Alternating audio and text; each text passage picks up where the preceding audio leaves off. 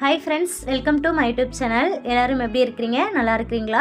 So இன்னைக்கு நம்ம எதை பற்றி வீடியோ பார்க்க போகிறோன்னு பார்த்தீங்கன்னா, எஸ்பிஓவில் ஒர்க் பண்ணுற நபர்கள் ஒரு சில பேர் எஸ்பிஓவில் கொடுத்துருக்கக்கூடிய காமன் பாஸ்வேர்டு யூஸ் பண்ணுறீங்க. இது மட்டும் இல்லாத 1 2 3 4 5 6 இந்த மாதிரி யூஸ் பண்ணுறீங்க. இது நமக்கு 100% சேஃப்டியே கிடையாது. ஏன்னா நம்மளுடைய ஸ்டாஃப் ஐடி தெரிஞ்சு வச்சுக்கிட்டு அந்த மாதிரி காமன் பாஸ்வேர்டு வேறு ஒருத்தவங்க யூஸ் பண்ணி மிஸ்யூஸ் பண்ணுறதுக்கு நிறையவே வாய்ப்பு இருக்குது. இது மட்டும் இல்லாத உங்களுடைய பாஸ்வேர்டு வேறு ஒருத்தவங்களுக்கு தெரிஞ்சிருக்கும், உங்களுடைய ஃப்ரெண்ட்ஸுக்கோ உங்களுடைய அப்ளைன் லீடருக்கோ தெரிஞ்சிருக்க கூட வாய்ப்பு இருக்குது. அதனால கூட நீங்கள் ஃபீல் பண்ணுவீங்க, நம்மளோட ஐடி அக்கௌண்ட் வேறு ஒருத்தவங்க கூட யூஸ் பண்ணுறதுக்கு வாய்ப்பு இருக்குமா அப்படின்ட்டு பயப்படுவீங்க இல்லையா?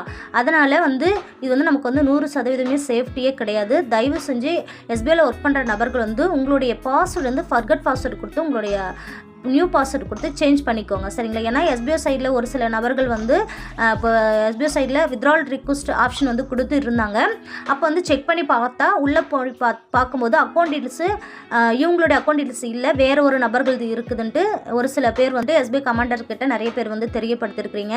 அதனால் உங்களுடைய அக்கௌண்ட் வேறு ஒருத்தவங்களை மிஸ்யூஸ் பண்ணுறதுக்கு வாய்ப்பு இருக்குது. அதனால் உங்களோட அக்கௌண்ட் ஐடி வேறு ஒருத்தவங்க மிஸ்யூஸ் பண்ணுறதுக்கு வாய்ப்பு இருக்குது. அதனால் தயவு செஞ்சு உங்களுடைய ஐடியில் கொடுத்துருக்கக்கூடிய பாஸ்வேர்டு ஃபர்கட் பாஸ்வேர்டு கொடுத்து சேஞ்ச் பண்ணிக்கோங்க, சரிங்களா? அதனால் இந்த வீடியோ மூலிமா நம்ம எப்படி ஃபர்கட் பாஸ்வேர்டு கொடுத்து நியூ பாஸ்வேர்டு எப்படி சேஞ்ச் பண்ணுறதை பற்றி இந்த வீடியோ மூலிமா பார்த்து தெரிஞ்சுக்கலாம். நெக்ஸ்ட்டு ஒரு ஹாப்பி நியூஸ் சொல்ல போகிறேன். அது என்னன்னு பார்த்தீங்கன்னா, எஸ்பிஓவில் ஒர்க் பண்ணுற நபர்களை நோட்டீஸ் போர்டு மூலிமா சார் பிடிஓ ஆஃபீஸ் செலக்ட் பண்ணுறேன் அப்படின்ட்டு சொல்லியிருக்கிறாங்க. இப்போ எஸ்பிஓவில் ஒர்க் பண்ணுற நபர்கள் ஒரு சில பேர் பிடிஓ ஆஃபீஸில் செலக்ட் பண்ண போகிறாங்கன்ட்டு சொல்லி இன்ஃபர்மேஷன் கொடுத்துருந்தாங்க. அதில் சார் சொல்லியிருக்கக்கூடிய அந்த டேட் அண்ட் டைமுக்குள்ளே மெயில் பண்ணுற நபர்களை மட்டும்தான் பிடிஓவாக எடுக்க முடியும் அப்படின்ட்டு சார் சொல்லியிருக்கிறாங்க. இதை பற்றி உண்டான ஒரு சின்ன அப்டேட் நியூஸும் இந்த வீடியோ மூலிமா பார்த்து தெரிஞ்சுக்கலாம். அதனால் வீடியோவை ஸ்கிப் பண்ணாத முழுமையாக எண்டு வரைக்கும் பாருங்கள், ஓகேங்களா? ஃபர்ஸ்ட் டைம் என்னோட சேனலை நீங்கள் பார்க்குறீங்கன்னா சேனலை சப்ஸ்கிரைப் பண்ணிக்கோங்க, பக்கத்தில் இருக்க பெல் பட்டன் கிளிக் பண்ணிக்கோங்க. அப்போ தான் நான் அடுத்த வீடியோ போடுறது உங்களுக்கு நோட்டிஃபிகேஷன் வரும், ஓகேங்களா? இப்போ நான் எஸ்பிஐ நோட்டீஸ் போர்டுக்குள்ளே இருக்கேன். மேலே பின்டு மெசேஜ்னு இருக்குது, இதை டச் பண்ணுறேன். உங்களுக்கு சப்போஸ் பின்டு மெசேஜ் இல்லைன்னா டெலிகிராம் ஆப் அன்இன்ஸ்டால் பண்ணிட்டு மறுபடியும் ஃப்ரெஷ்ஷாக ஆப் இன்ஸ்டால் பண்ணி நீங்கள் எஸ்பிஓ நோட்டீஸ் போர்டு அந்த லிங்க்குள்ளே ஜாயின் பண்ணிங்கன்னா உங்களுக்கு மேலே இந்த இடத்துல பின்டு மெசேஜ்னு வரும், ஓகேங்களா? இப்போ நான் இந்த பின்டு மெசேஜ் ஒரு 2-3 டைம்ஸ் டச் பண்ணால் எஸ்பிஓ போர்ட்டல் லாகின் லிங்க் வரும். இந்த லிங்க்கு டச் பண்ணி தான் நான் எப்பயுமே போவேன், சரிங்களா? ஏன்னா நம்ம இதில் போனீங்கன்னா நோட்டீஸ் போர்டில் கொடுத்த இன்ஃபர்மேஷன் ஆடியோ நம்ம தெரிஞ்சுக்கிட்டு அதுக்கப்புறம் நம்ம லாகின் பண்ணால் நம்ம யூஸ்ஃபுல்லாக இருக்கும். நிறைய இன்ஃபர்மேஷன் நம்ம எஸ்பிஓ நோட்டீஸ் போர்டு மூலியமாகவும் தெரிஞ்சுக்கலாம், ஓகேங்களா? நான் இன்றைக்கி என்னுடைய பாஸ்வேர்டு நான் சேஞ்ச் பண்ண போகிறேன். அது எப்படி சேஞ்ச் பண்ணுறதை பற்றி இப்போ பார்க்கலாம். இப்போ நான் எஸ்பி போர்ட்டல் லிங்க் மூலிமா டச் பண்ணி இப்போ என்னோட ஐடி லாகின் பண்ணுறேன். ப்ரொஃபைல் ஐடினா நம்மளுடைய ஸ்டாஃப் ஐடி, எஸ்பிஓ விடிபி போட்ட நம்மளுடைய ஸ்டாஃப் ஐடி. இந்த இடத்துல பாஸ்வேர்டு, ஒரு சில பேர் பாஸ்வேர்டு எஸ்பிஓ சைடில் கொடுத்த காமன் பாஸ்வேர்டு வச்சுருப்பீங்க.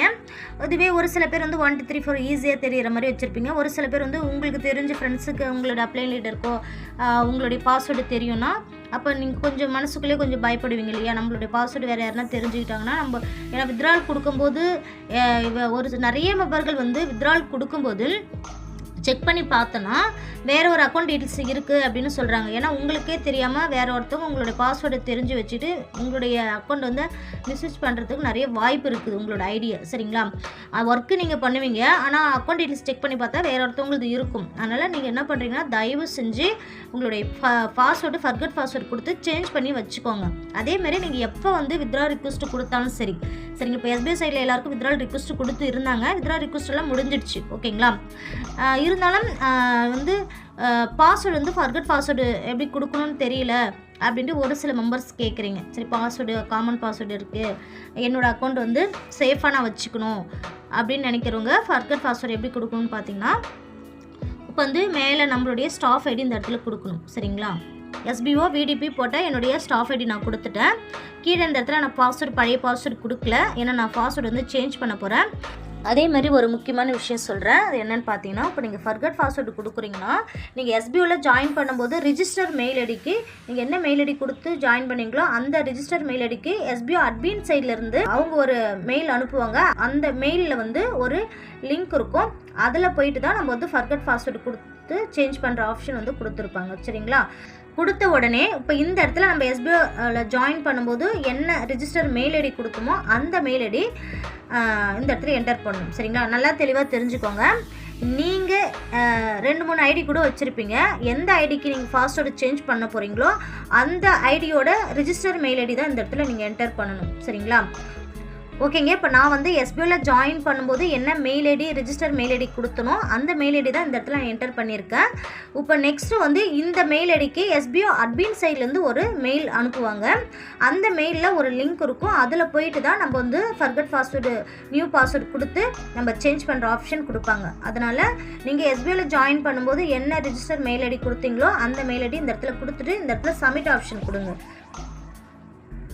கொடுத்த உடனே இந்த மாதிரி வரும். சரிங்களா? Your password register link sending to your register mail ID to kindly check your mail inbox அப்படின்ட்டு கொடுத்துருக்குறாங்க. இதில் என்ன கொடுத்துருக்குறாங்க பார்த்தீங்கன்னா, இப்போ நம்ம எஸ்பிஓவில் ரிஜிஸ்டர் பண்ண மெயில் ஐடிக்கு எஸ்பிஓ அட்மின்ஸ்லேருந்து ஒரு மெயில் அனுப்பியிருப்பாங்க. அதில் போய்ட்டு நீங்கள் வந்து அந்த இன்பாக்ஸில் போய்ட்டு நீங்கள் செக் பண்ணி பார்த்து உங்களுடைய ஃபர்கட் நியூ பாஸ்வேர்டு நீங்கள் வந்து கொடுத்து சேஞ்ச் பண்ணிக்கலாம் அப்படின்னு கொடுத்துருக்குறாங்க. இப்போ நான் வந்து என்னோடய மெயிலை நான் செக் பண்ணுறேன். ஓகேங்க. எஸ்பிஓ அட்மின் சைட்லேருந்து எனக்கு வந்து மெயில் அனுப்பிட்டாங்க. ஃபர்கட் பாஸ்வேர்டு கொடுக்குற ஆப்ஷன் நான் ஓப்பன் பண்ணிக்கிறேன்.